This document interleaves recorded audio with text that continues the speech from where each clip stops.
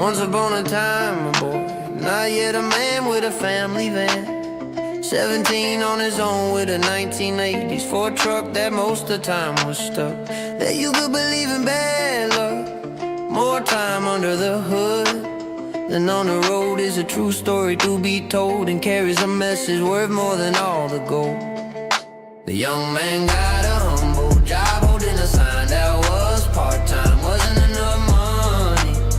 So got a second gig with the same company to put up large new real estate development signs saying open house and stuff just on the weekend, and take them back down Sunday night. The young man on each Friday and Sunday nights would put up, then later take down the large 4x8 foot plus signs in these new development and construction sites all over the big city valley that he was new to the area of. A stranger or alien in a new land, basically first time on his own. He moved out here for a fresh start and heard there was a new construction boom, providing good jobs for young men, and he had years of experience already. He was hopeful and ambitious to make an honest living and experience the American dream. He put the years into school, never dropped out, and had some college education at that point too. Those two jobs so far barely covered the gas to do the job. Cover the gobs. He cried after picking up a third job, delivering newspapers for something like 14 hours a day. And when done for the day, driving back thoroughly exhausted, doing the math, realized he lost like $40 or more for working all day at these not even minimum wage type gimmick jobs in a big city that didn't include any gas money. He broke down in full tears for how hard life was and being scared he wouldn't be able to pay rent working all day and owing money instead of making money. Next evening the soul was down, Friday evening again. Time to go put out the signs, I put up all over out there in new places. I was apart from each other for the weekend, one of these places my last stop for the night. I saw a dumpster full of wooden pallets that were 48 by 52 inches. That means they worth $5 a piece. And the dumpster was full of them and miscellaneous trash. He was so happy though, paused, and here is his biggest sin. He thought in that moment there may be someone even poorer than him that needs these to feed his family versus me, who is very poor, who just has to feed me. And he then sort of made an excuse to continue, as if the hypothetical poor father with kids to feed will find other pallets or something. Then it's not his problem. He is here now, other guy that doesn't exist as far as I really know. May never show up before these go to the dump. Please stick around for chapter 2 of the Miles McWalker story, Tent City.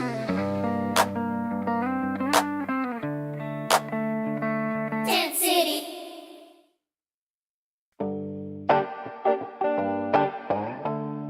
Chapter 2 of the Miles McWalker story, Tent City.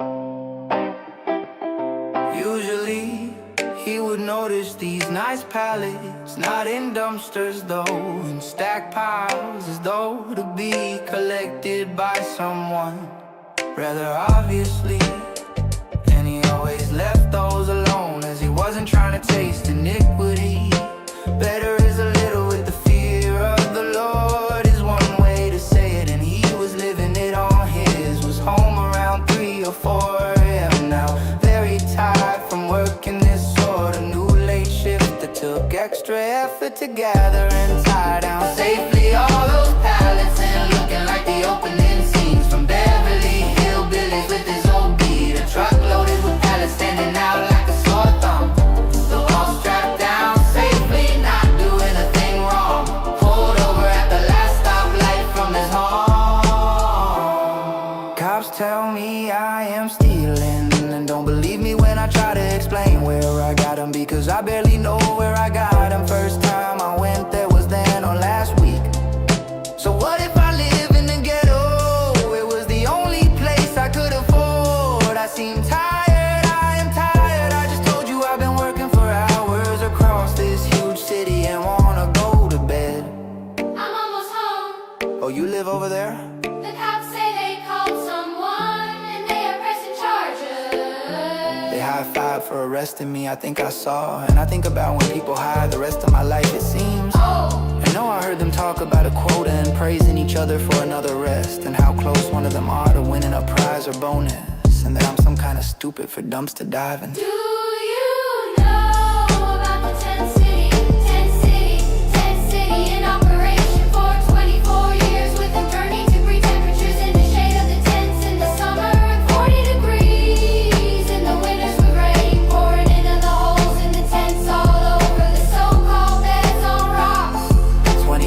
beginning is where it all starts.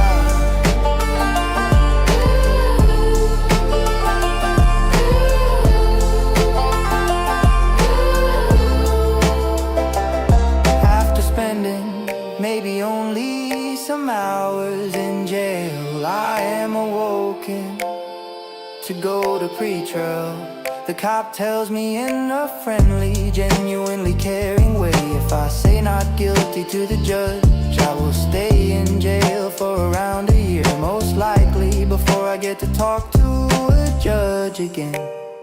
They are very backed up. I said I didn't do anything though. He said again what he said before we got out of the elevator, and then I was chained to a bunch of other people and we stood before a TV judge. I had to say no low contender, meaning no contest though. Not guilty exactly. I was given a small theft charge that looks bad on records. It doesn't mention pallets from dumpster, just tells people theft-controlled property sounds pretty bad and created a lifelong prejudice in people. I will show you how bad life is sometimes for an innocent person with a wrongful record. Thank you for enjoying the mouse McWalker story. Please enjoy chapter 3.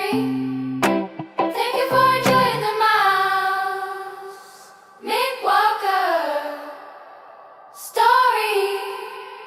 Please enjoy chapter 3.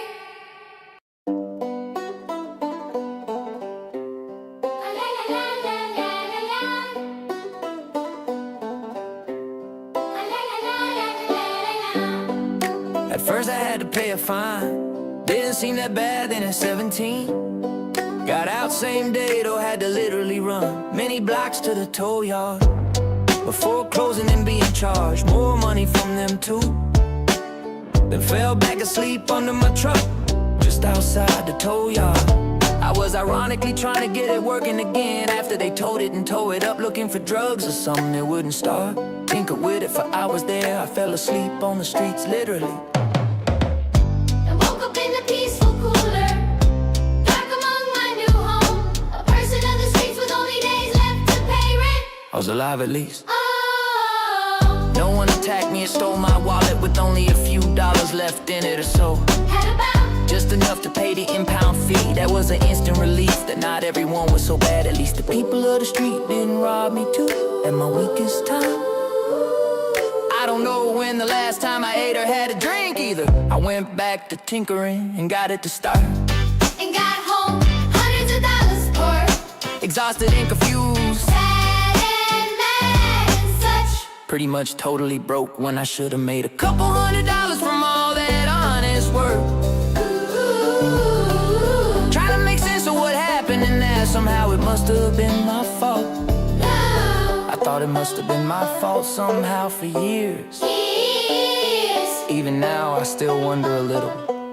I wonder if you really hate me so much.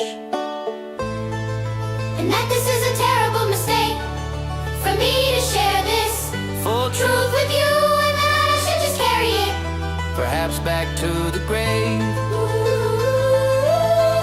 and try to just enjoy the little time I have here.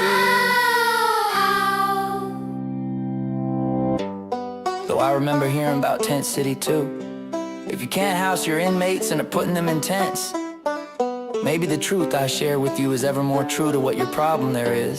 Bad policing practices, Some of your officers practice deception, so they'll let do that. cannot tell the truth, and are comfortable siding with the wrong choice. That is often easy, like charging an innocent person while they let an armed robber get away, or hurt his family is what I testify to. And this wrong record didn't stop there.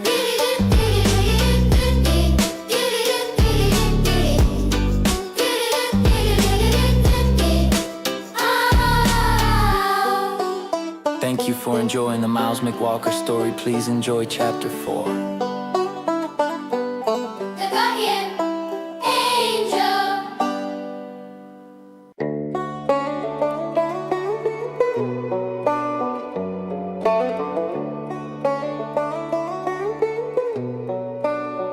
At first I had to pay a fine.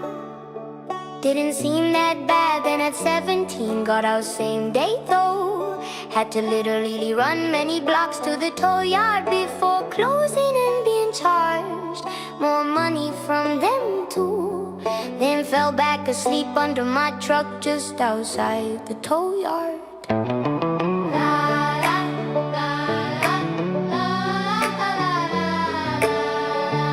I was ironically trying to get it working again after they towed it and tore it up looking for drugs or something that wouldn't start.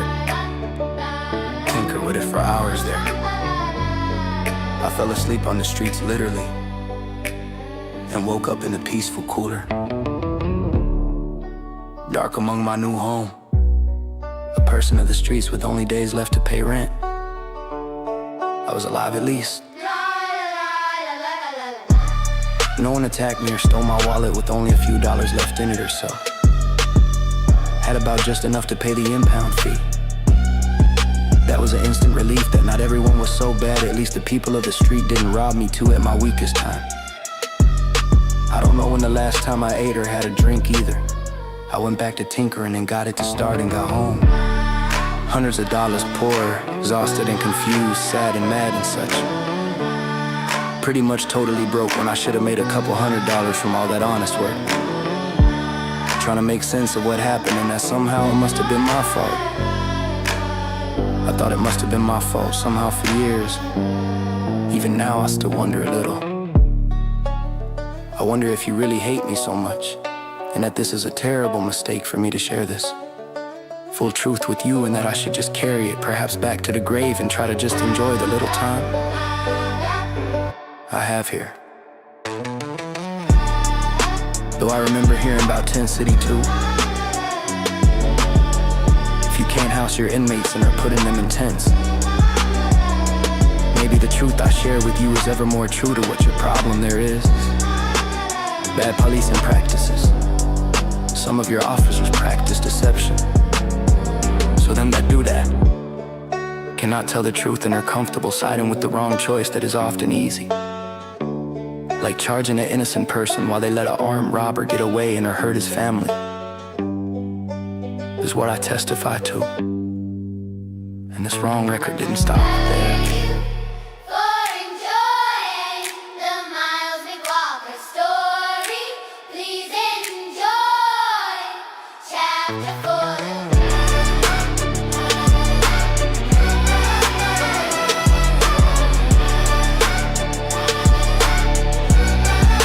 The Guardian Angel.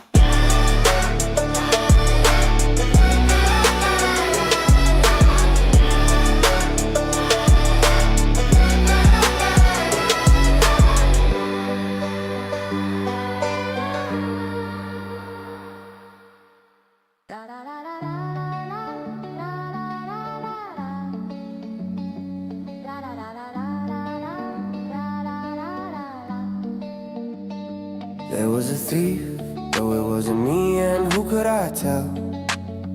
I was already there and they threatened to keep me there for a year if I talked to them about what happened. Her appeal costed more money than I had within the year or so. To appeal, I really did try to appeal it. I had every intention to appeal it. The label as a thief really set me back on getting jobs, don't you know? I told the short version of the dumpster pallet story during maybe 1,000s of job interviews over my prime workforce lifetime. Only a few people ever believed me and gave me a job. That is nothing compared to all the prejudice by police over the years and denial of jobs over the years, because everyone still thinks I'm a thief when I didn't do anything wrong. And they keep adding nonsense to this false record they've been making. I got it set aside within the first year or so, though that did nothing really. Please listen to this. 21 years of mistreatment is what followed, despite me doing my best to put it behind me over again. I'm not saying every police interaction was bad, no. I eventually got so tired of it. I tried to just become a police officer for some years. So maybe they would hear me as their brother then. Settled mostly on being a firefighter. Life was still very hard with my record. I'm not complaining, this is not about me at all. Really, it's about what I said, the opening lines. I'm not here to judge you, I'm here to warn you that there may be other innocent people that will judge you, and this is as far as I can help with that. Jesus said if there is no one that has anything against you, then I don't either. no one to judge you, then I won't either. At least once said something like that. Some verses don't need their context chapter, some do. Some context can hide the real point of a verse. Even so, I gave you just the real point, as I am convicted to share it. Listen to this. One of many real examples of the dangerous prejudice from police that follow. Garage doors open slowly and dorky. Carefree me with a big smile on my face and a cigarette on way to my lips.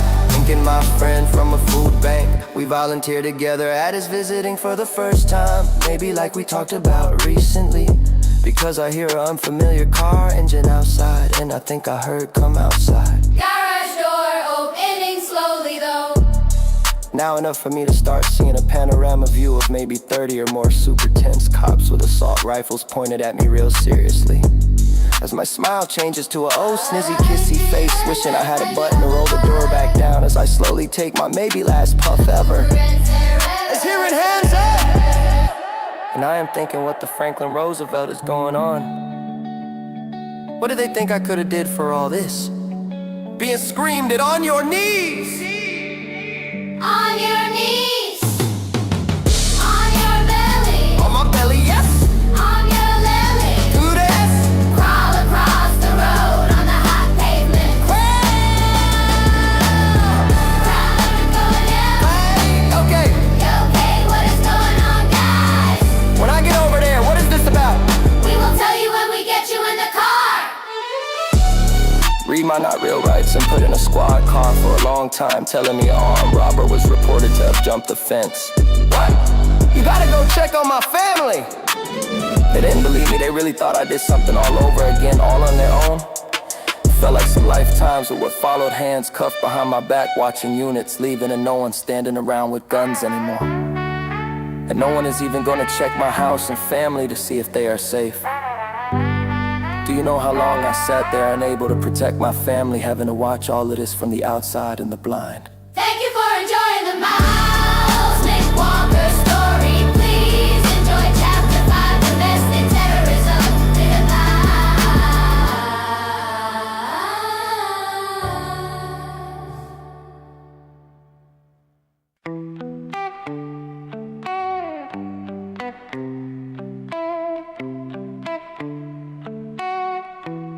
The Miles McWalker story, chapter 5, domestic terrorism, what I say. I almost went to prison for armed robbery. I never had anything to do with it. Like 15 years later, right, still being discriminated with prejudice because an armed robber jumped my fence. Maybe it's what they said. Someone saw someone jump my fence, or the neighbors maybe. And I matched the description enough as tank top and shorts. Man, it's the desert, everyone but you cops is wearing tank tops and shorts. When I asked why you pointing guns at me and yelling at me that I am under arrest and made me crawl across the road to you on my belly before telling me. Yet when I said, what? There is an armed robber that jumped my fence, you say, as I'm getting put in a cop car and I don't fight back because I can't. I have a broken back from saving part of the world during a federal government shutdown, so I can't even bother to hulk out of this and save my family. I can barely walk and almost every day I've been in pain since then. So I had to use my words. You need to get in there then, please, because you got the only protector of the home in handcuffs. Cause someone said to come outside to me, and if none of you are saying you said that, then you need to get in there, please, right now. She asked who is all in there. It's just my family in there, please go check on them. Okay, I'll look into it or something though. I felt mid-short conversation and she turned off from believing me at all, and that was terrifying. To be among your reality yet now not. Terrified now for my family as I'm held prisoner, forced to watch and do nothing. Yet calm and clearly I asked them again, and the cop lady wasn't exactly believing me as she walked away and left me alone. They're locked up, looking out the windows, assessing the situation from the cop car, cuffed in the back, and most of them are now standing around in a circle like the call is over. Like they got the bad guy and having chit-chat talk. All those so-called hero people in panorama view that had assault rifles pointed at me on a Saturday afternoon. I stand around like the call is over for like a long time, though it is not. Oh my G, if I had tattoos on my arm, I would've gone to prison that day for what I asked you. It was 20 minutes or so later, some of them actually went to investigate and clear the house for me, though not for me, as I was still handcuffed in the back of a car. They did it because my mom